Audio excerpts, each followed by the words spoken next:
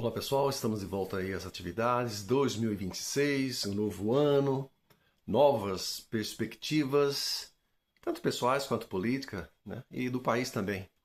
Na verdade, nós voltamos sempre a bater na mesma tecla, né?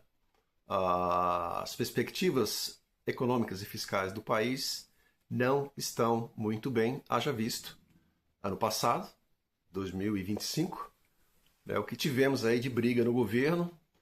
Tantas foram os contingenciamentos, né, para se atingir o piso da meta, o que é importante para o país, né?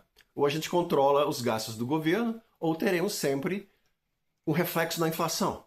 E quem paga é a população mais pobre. Isso aí tem sido feito. Isso tem sido observado. Hoje temos aí a LDO aprovada pelo governo, destinando aí 65,5 trilhões de reais, tá certo? Para as várias pastas do governo.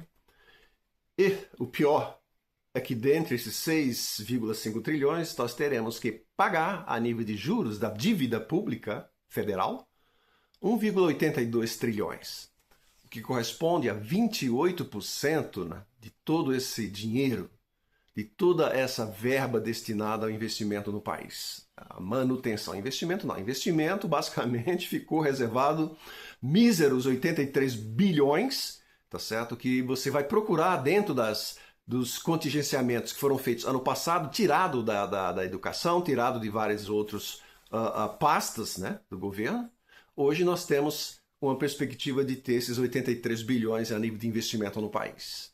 E, fazendo-se uma comparação, 1,82 trilhões para pagar os juros da dívida, sobram, dentro desse contexto, 223 bilhões para a educação e cultura. Observem bem, 223 bilhões para a educação e cultura.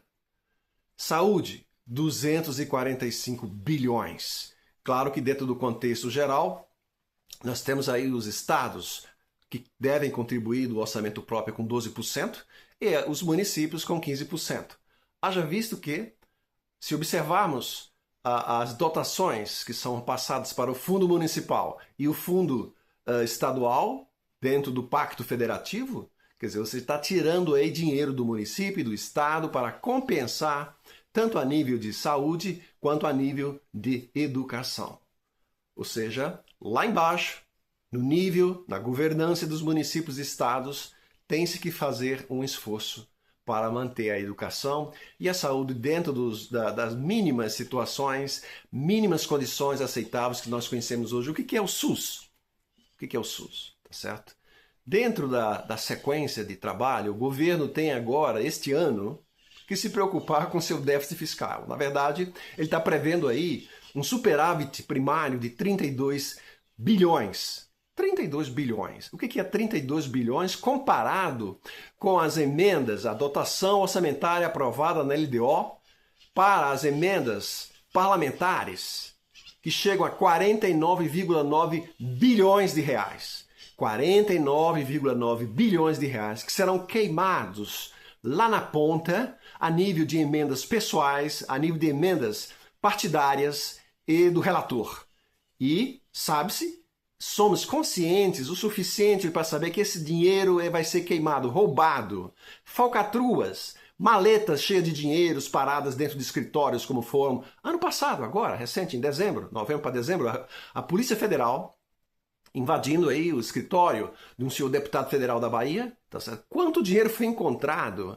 E o pior, Maranhão, toda uma cidade do Maranhão miserável, uma cidade miserável. Prefeito, vice-prefeito e toda a Câmara Municipal. Observem, toda a Câmara Municipal. Ou seja, situação, oposição, esquerda, centro, direita, todos eles envolvidos numa tramóia de milhões e milhões de reais que foram destinados por um deputado para serviços, para obras do município, através das famigeradas emendas parlamentares. Esse item deveria ser arrancado. Infelizmente, colocaram na Constituição. Foram emendas constitucionais. Hoje somos obrigados a arcar e a observar o panorama de mercado. Sempre a Polícia Federal descobrindo falcatruas dos senhores deputados e senadores com desvios das verbas parlamentares. Ora, se nós já temos os estados com suas dotações orçamentárias dentro do Pacto Federativo, né, que são repasses, claro, são repasses do governo, dos impostos, IPI, ICMS e vários outros impostos, por que jogar na mão desses senhores mais dinheiro para ser jogado fora? 50 bilhões é um dinheiro que seria aplicado de uma outra forma, dentro de uma regionalização. Agora, o governo vai ser forçado, se ele não conseguir fazer e atingir o seu piso da meta fiscal, ele está prevendo um superávit de 32 bilhões. Na verdade, o mercado financeiro está jogando de que o governo terá um déficit de 70 a 82 bilhões de reais. Ou seja, sempre erramos. Na verdade, o governo erra. Sempre erra nas suas previsões. Claro que eles jogam na LDO várias situações de aumento de verbas, mas não conseguem atingir. Olha o passado, olha a história, sempre temos contingenciamentos. Notícia do dia, o governo corta 30 e tantos bilhões da educação, corta não sei quantos 10 bilhões, não sei, da área de infraestrutura. É sabido. Agora, o item principal, nós temos um tripé chamado macroeconômico. Esse tripé macroeconômico, dentro de uma responsabilidade fiscal, ela é observada por vários governos, né? A situação, ou seja, eu tenho que ter aí um tripé que mantém a minha situação fiscal do país dentro de uma observância pelo Banco Central e pelo governo. Dólar flutuante, meta fiscal do governo, que aí sim entra suas despesas a serem controladas, tá certo? Isso aí é ponto pacífico e nós observamos que o governo não tem condições de controlar os seus gastos com a máquina administrativa. A máquina administrativa ela está inchada, tá certo? Temos mais uma vez repetido, o mercado repete, os economistas repetem, ou faz-se uma reforma administrativa e enxugamento de várias atividades do governo que não pertencem a ele, principalmente as nossas estatais. Estatais que dão um furo. É dinheiro jogado no fundo do poço sem retorno nenhum. E são bilhões. Vocês têm acompanhado recentemente a situação do Correio. O Correio não tem, é uma entidade falida por má administração ao longo do tempo. 20 bilhões tomado emprestado de bancos de mercado para se reerguer, para se fazer um plano de reestruturação. Não dá certo. E outras estatais que deveriam ser privatizadas ou simplesmente fechadas. Não vou dizer todas fechadas, algumas têm interesse público, tá certo? Mas administrada como se fosse uma empresa privada. Aliás, sempre se fala, a esquerda bate, a esquerda grita quando se fala que as estatais devem ser administradas como sendo empresas privadas. É um modelo europeu, é um modelo inglês, é um modelo americano, onde não existe mais tantas estatais. Mas nós, latinos, temos no sangue a questão de manter empresas estatais. Porque é motivo de manobra política. A gente sabe, é um pecado. Tá no sangue e não se deixa fechar estatais. Porque precisa-se, né, desse apadrinhamento. O apadrinhamento que mata as despesas do governo, que faz ele inflacionar o mercado, que faz ele sair fora da meta.